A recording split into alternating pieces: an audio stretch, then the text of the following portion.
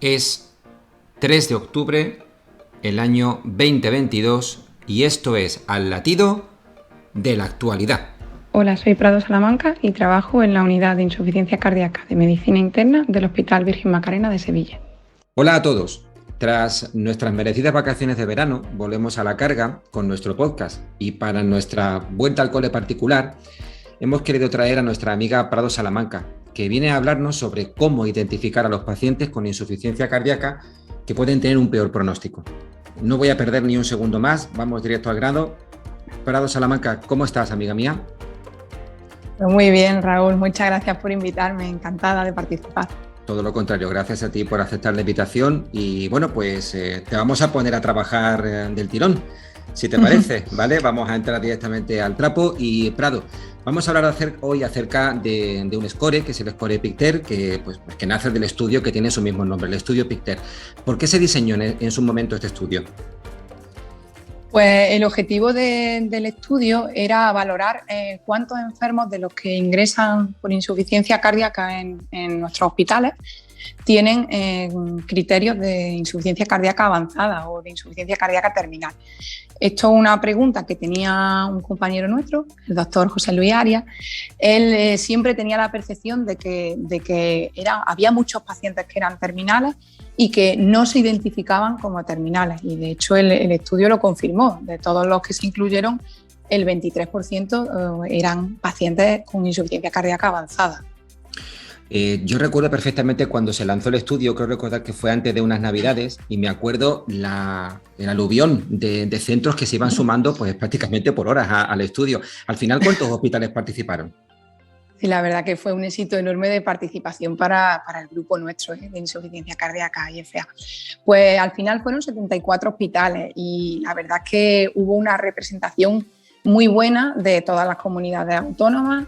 Hubo hospitales tanto de tercer nivel como hospitales comarcales e incluso hubo una proporción pequeña de hospitales privados, aunque el grueso eran públicos, o sea que mucha representatividad de los hospitales a nivel nacional.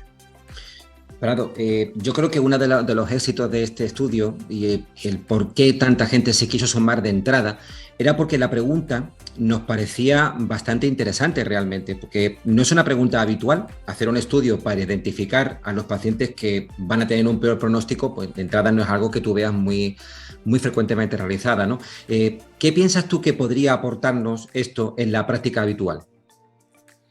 Bueno, claro, conocer al paciente que tiene mal pronóstico sobre todo te permite adecuar el esfuerzo terapéutico.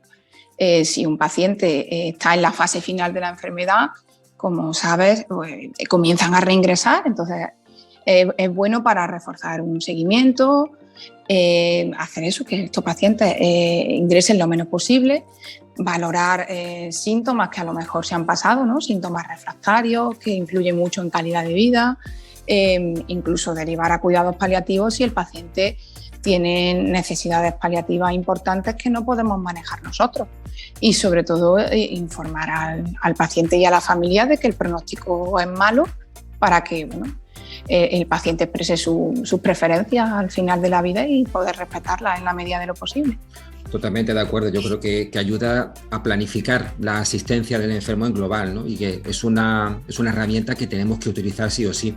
Te pregunto también, ¿qué necesita PICTER? ¿Qué necesita este score para poder identificar al paciente que va a ir mal? Pues nosotros queríamos un score sencillo que se pudiera utilizar casi a pie de cama y que no utilizara variables difíciles de conseguir. Entonces, las variables que finalmente entraron en el score fueron 7, muchas son muy fáciles, obviamente la edad del paciente, que claramente influye en el pronóstico, algunas comorbilidades de las habituales de nuestros pacientes, es decir, el EPOC, la enfermedad renal crónica y el deterioro cognitivo, la clase funcional que se mide como una NIJA 3-4, y luego hay 2 variables que son más subjetivas y que quizás requieran que se hable un ratito más con el enfermo, pero que para un médico que esté hablando con el paciente es algo fácil de conseguir, porque son la supervivencia estimada en menos de 6 meses por parte del médico que está pasando el score y la aceptación del paciente de un manejo más paliativo que curativo, digamos. Estas variables son subjetivas y es verdad que no se suelen meter en los scores habituales, pero de todas las variables que había en EPICTER, que eran muchas, al hacer el modelo matemático, con diferencia, fueron de las que más capacidad predictiva tenían y por tanto pues, se incluyeron en el score. Y además me parece adecuado porque fuera del escenario de la insuficiencia cardíaca y en otros procesos también graves, esa pregunta al clínico que lleva al paciente de en cuánto estimas la supervivencia se le ha hecho a los médicos, y para otros scores de otras patologías también tenía bastante correlación la impresión del clínico con lo que luego podía pasar, ¿no? Entonces a mí me parece adecuado. Y quiero resaltar, porque es súper importante, que tener a mano una calculadora de lo que va a ocurrir con nuestros pacientes sin tener que recurrir a ni un solo parámetro complejo, todas son variables de las que sabemos en todos nuestros pacientes. Yo creo que a este score le da un valor añadido, ¿no? Porque lo hace aplicable en cualquier lugar, en cualquier situación, en todo momento. Me parece que es algo súper importante que le demos su valía. Sí, totalmente de acuerdo, se puede aplicar a pie de cama. Y ahora te pregunto, ¿cuánto nos podemos fiar de este score? O dicho de otra manera, si encuentro un resultado tal, ¿hasta qué punto es fiable? A ver, los scores, la capacidad predictiva de los scores se evalúa mediante la discriminación y la calibración. Son dos parámetros matemáticos. La discriminación básicamente es si el modelo identifica correctamente a los pacientes de mayor riesgo de mortalidad. Esto se mide mediante un parámetro, un área bajo la curva, que va de 0 a 1. Mientras más se aproxime el valor a 1, pues más fiable, más discriminación tiene el score. En insuficiencia cardíaca la mayoría de los scores se mueven entre 0,65 y 0,70 y algo, no suelen llegar a 0,8. El nuestro tenía 0,74. ¿Vale? Cuando lo hicimos la cohorte de validación bajaba un poco a 0,68, pero igualmente se maneja en el promedio del resto de los scores, o sea que tiene una aceptable capacidad de discriminación, una capacidad predictiva buena. La calibración... No seas tan humilde porque el CHA2DS y el HashBlend, que son dos MADEF en medicina y en nuestro grupo de fibrilación auricular, no superan en mucho el 0,6 y nadie los pone en cuestión. Alcanzar un valor de 0,7 entre uno y otro, te quito lo de arriba y te pongo un poquito por abajo, me parece un resultado excelente. No, sí, yo creo que la capacidad predictiva es buena y además la calibración, que es el otro parámetro, era excelente. La calibración implica que la cantidad de los eventos que se observan y que se predicen son similares. O sea que en ese sentido, matemáticamente el score es muy válido, pero yo creo que hay que añadir también el tema de la representatividad de la población. El CHA2DS yo no sé en qué población se hizo, pero sí sé en la población en la que se ha hecho el EPICTER. Es en una población fundamentalmente de medicina interna, claro, española, en la que los pacientes son los nuestros, pacientes añosos, con mucha comorbilidad, fundamentalmente con FEI preservada.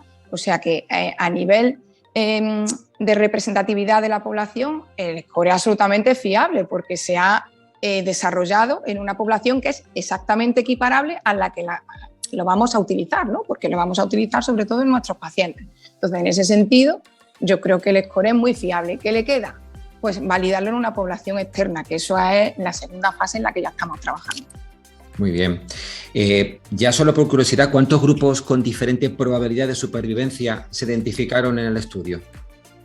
Pues 4 grupos. El score, bueno, a cada variable se le da un puntaje y bueno, el objetivo es tener entre 0 y 25 puntos, ahí va el score, ¿no?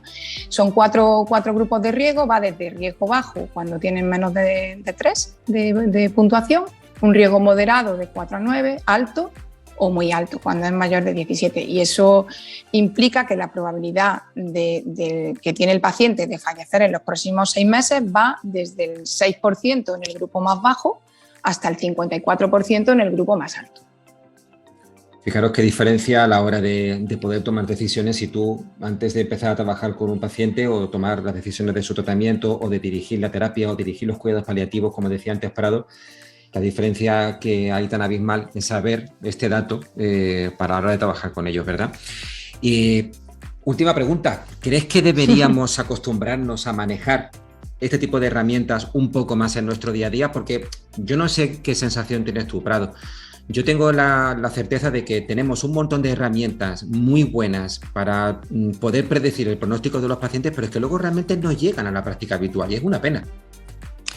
Claro, la verdad es que nosotros como médicos estamos acostumbrados a manejar score. Tú ponías antes de ejemplo el CHA+, ya es impensable que nadie ponga una anticoagulación en una FA sin pasarle al enfermo el CHA+. Sin embargo, en insuficiencia cardíaca, que además es una patología compleja en la que hay que tomar muchas decisiones y en la que el pronóstico es incierto, no tenemos por costumbre utilizar estas herramientas que yo creo que podrían facilitar mucho la toma de decisiones y nos podrían dar mucha seguridad a la hora de tomarlas. O sea que yo creo que sí deberíamos incluirlas en nuestra práctica habitual. Sí, yo creo que el siguiente paso nos toca también con el grupo de tratar por todos los medios de poner en manos de todos el score accesible. Y bueno, también estamos trabajando e intentando en que pueda estar dentro de la aplicación en el futuro para que podamos manejarlo de una forma sencilla y que esté siempre a mano, ¿vale? Bueno, pues Estupendo. Hasta aquí llega la primera parte del podcast. Yo, antes de pasar a la segunda, tengo que dar las gracias y yo sé que tú me vas a permitir que lo haga a todo tu grupo, a nuestro querido amigo Óscar Aramburu, a José Luis Arias, que como tú muy bien has dicho, fue que se planteó la pregunta del Epister por vuestro trabajo y porque sois un estímulo continuo al grupo. O sea, el grupo sevillano está siempre on fire y siempre está liándola y siempre está inventando cosas. No sé cómo lo hacéis. Bueno, yo también tengo que darles las gracias porque ellos han sido mis maestros y yo sin ellos no hubiera podido aprender y hacer un montón de cosas que me hacen disfrutar mucho, la verdad. Así que yo también les tengo que agradecer mucho a ellos. Pues dicho queda. Y para finalizar, te toca responder a nuestro clásico cuestionario de poca ciencia y mucha amistad, donde vamos a aprovechar para conocerte un poquito mejor, ¿vale, Prado? ¿Estás preparada? Preparada. Pues venga, vamos a ver. ¿Tú qué haces para olvidarte de esto de la medicina? Esa pregunta está mal formulada, Raúl. Yo utilizo la medicina para hacer algo que no sea estar con mis hijas, porque tengo 2 hijas pequeñas y la maternidad absorbe prácticamente todo mi tiempo. Así que la medicina es casi mi hobby, Raúl. Fíjate, que no se entere tu jefe, que no se entere tu jefe. A ver si tú eres de pelis o de series, porque los anteriores todos han sido de series. ¿Tú qué? Bueno, yo soy de las dos. Fui muy de pelis cuando era más joven, ¿no? Y no había tanto acceso a las series en las plataformas y tal. Era muy de pelis y muy de cine y lo he disfrutado muchísimo. Y ahora que tengo menos posibilidad de ir al cine y es verdad que hay muy buenas series, pues también soy muy de series. De los dos, en verdad. Pues aconséjame una. Bueno, estoy viendo La Casa de Dragón, no, nada original, la verdad, creo que como todo el mundo. ¿Está tan bien como dicen o no?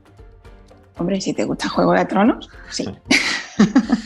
Vale, a ver, respecto a música me la voy a jugar. Yo creo que tú eres de música española.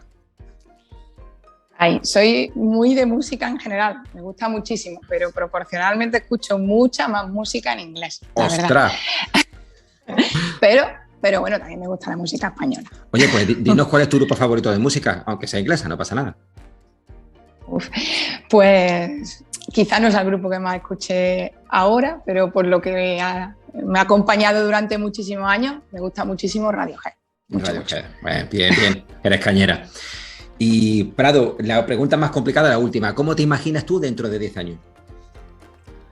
Pues no me imagino, sinceramente nunca pienso en cómo voy a ser en el futuro, pero bueno, espero ser feliz y más sabia, ¿no?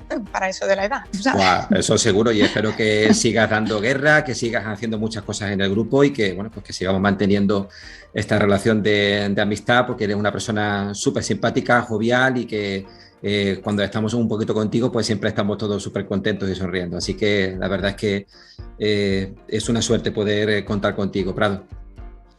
Bueno, para mí también es una suerte tener este grupo que tanto valora la ciencia y la amistad. Y listo, hasta aquí ha llegado este podcast. Darte de nuevo las gracias por aceptar la invitación y bueno, pues sigue haciendo cosas y quién sabe, ya pronto estaremos hablando, yo creo que sí, que ya pronto tendremos que hablar de otros estudios que también tienen sus resultados de vuestro grupo y que tendrán que ser comentados por aquí. Pero bueno, no vamos a anticiparnos a las cosas, ¿no te parece? No, es mejor dejarlo a ver qué pasa, a ver qué nos dice el tiempo. Eso es. Muchas gracias, Raúl, ha sido un placer. A ti, Prado, un beso grande, chao. Un beso. Hasta aquí nuestro primer podcast tras el parón de verano. Para nuestra siguiente cita vamos a hacernos eco de vuestras peticiones y abordaremos el síndrome cardiorrenal con 5 preguntas prácticas que nos ayuden a conocer algo mejor esta importante entidad.